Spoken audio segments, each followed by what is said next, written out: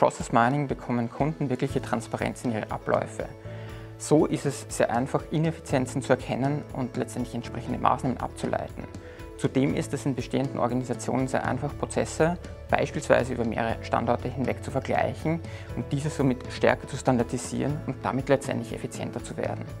Daraus können sich Ziele zur Steuerung bestimmter Unternehmensbereiche ableiten und stets nachgehalten werden.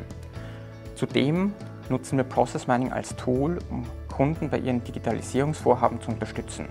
Process Mining zeigt letztendlich Lücken in Prozessen, die gegebenenfalls noch nicht digital oder aber nicht optimal in den Systemen abgebildet sind. Auch zur Bestandsaufnahme im Rahmen von ERP-Einführungs- oder Migrationsprojekten wird es letztendlich genutzt, um die Geschäftsprozesse im neuen System effizienter aufzusetzen.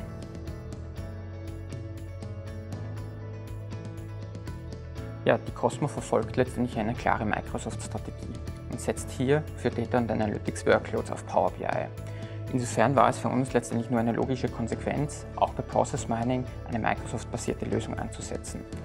Zudem bieten wir zu unserer ERP Reporting Suite für Dynamics 365 vorgefertigten Process Mining Content in Form der Module Order to Cash und Purchase to Pay an. Power BI als Teil der Microsoft Plattformstrategie wird von den Analysten regelmäßig als Leader gekürt. Der Vorsprung zu den anderen BI-Tools am Markt wächst letztendlich ständig und die weltweite Verbreitung ist mittlerweile enorm. Für uns gibt es letztendlich keinen Zweifel daran, dass Power BI die richtige Grundlage ist. Das Produkt von der PAF ist extrem professionell aufgezogen. Die Custom Visuals sehen entsprechend professionell aus und sind vor allem für die Anwender sehr intuitiv zu verwenden. Darüber hinaus schätzen wir als Cosmo das äußerst partnerschaftliche Verhältnis zur PAF und wir ergänzen unser Produktportfolio gegenseitig. Wir als Cosmo liefern den Ready-to-Use Process Mining Content für Dynamics 365, so wie es diesen auch von der PAF für SAP gibt.